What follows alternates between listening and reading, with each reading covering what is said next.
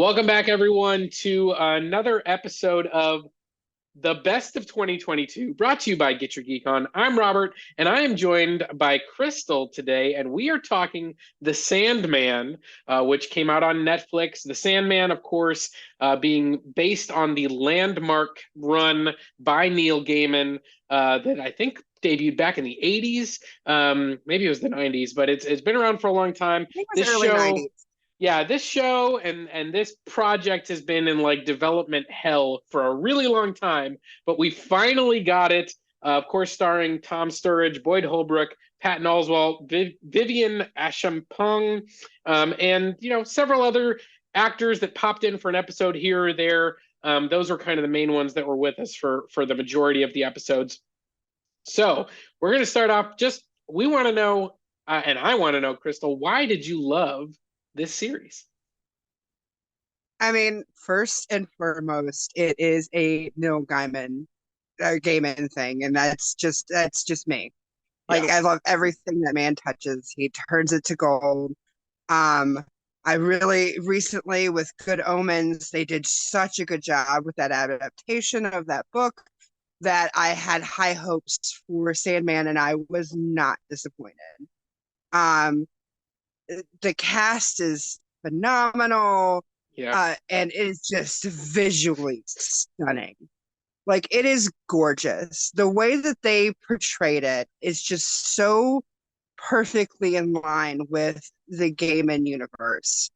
Uh, One of the great things about Neil Gaiman is he loves to play with mythology Hmm. and but make it edgier. And it's exactly what the Sandman is. I absolutely adore it. Yeah, I mean, came to the series. I didn't watch it right away, but within a couple months, I got to it. I'd been interested in it.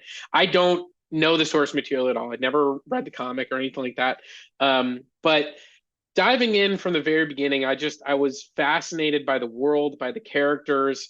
There's peppered in a few like characters that I know, like Constantine, which was I always heard Constantine, so that was interesting to get the Tine in it. But I loved the way they swapped that character, and we got kind of a different version. We got Joanna Constantine, and I thought that was a great representation.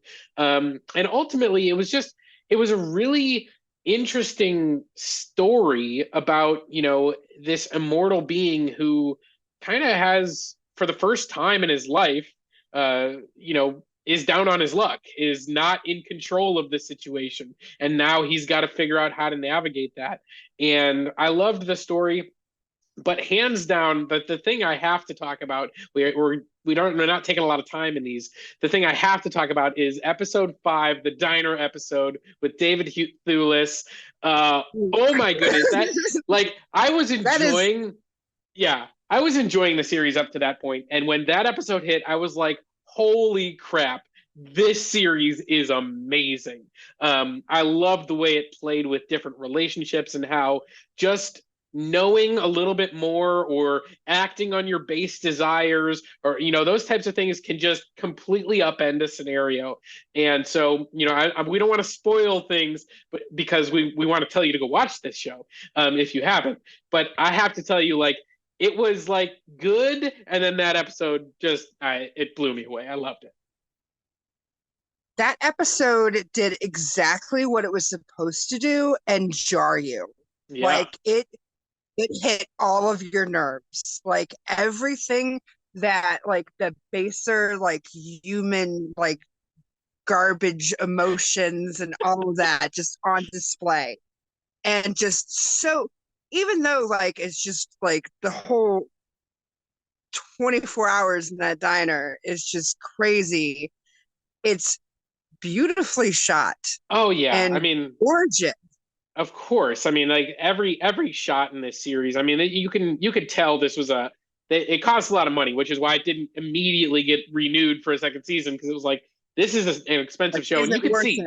they spent the dollars. I mean, you can see it, Oh but yeah. like again, what was so impressive about that episode in particular was I was tense the whole time. It was like, what is gonna happen to these Yes. people that I've never met before? Like I don't know anything about them, but like the woman who he drives with, like you're tense in that whole scenario. And then of course Yes. every person in the diner were like, what is going to happen? And even by the end, I'm like, wait, is that where we're leaving it? That's the end? Oh my gosh.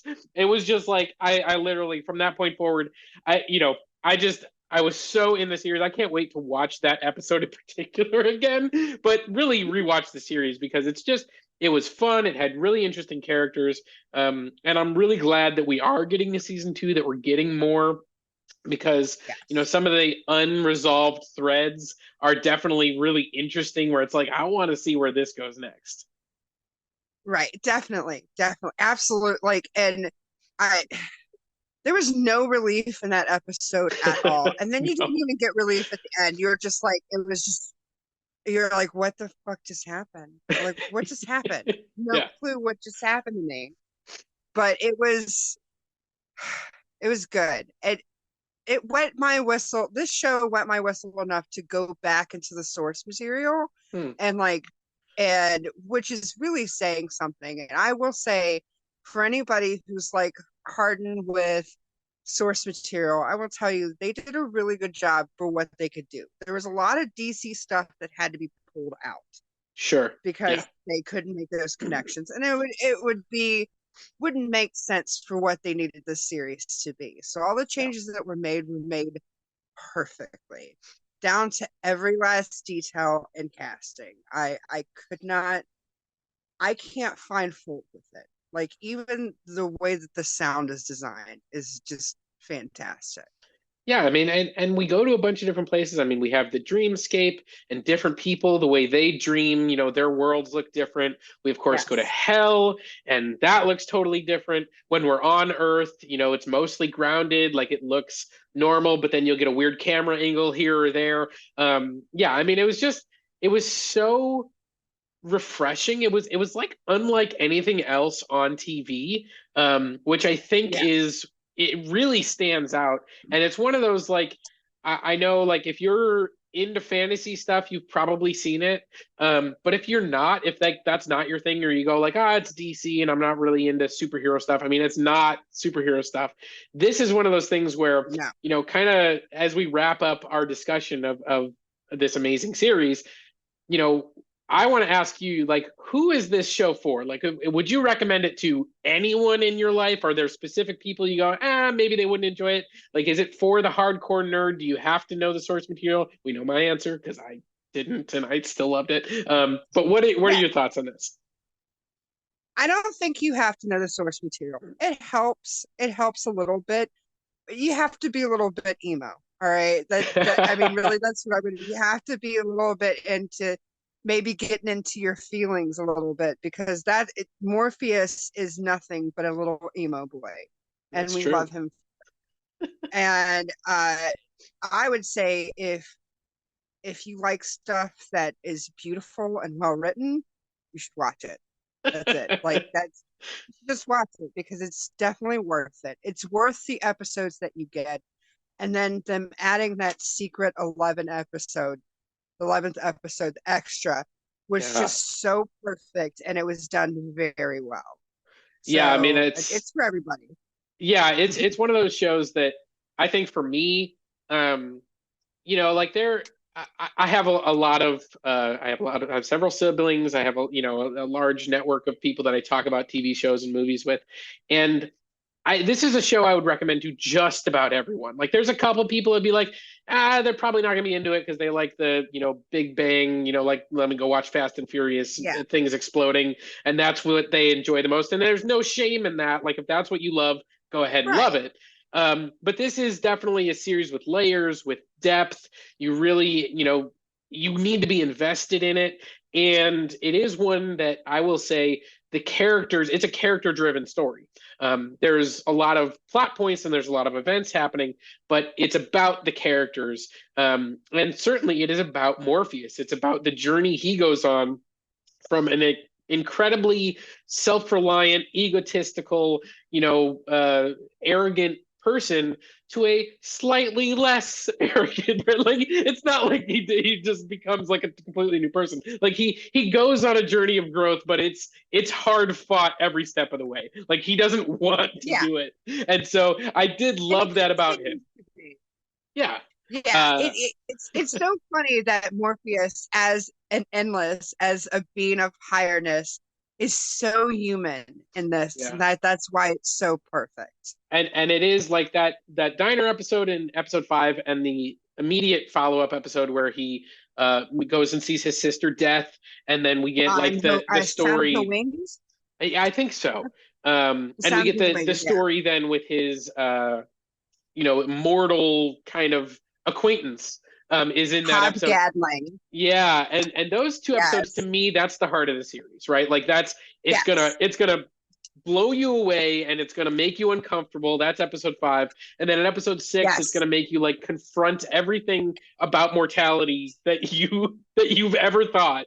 Yes. And really for Well, me, not having any history of the Sandman really as a character or, any source material, the way that they talk about how important dreaming is, it was like, I've never really thought about it that way, but it's really, and again, it's just a testament to Neil Gaiman and what he was able to accomplish with this character. right. Just amazing. So I absolutely go watch this show. It's so good.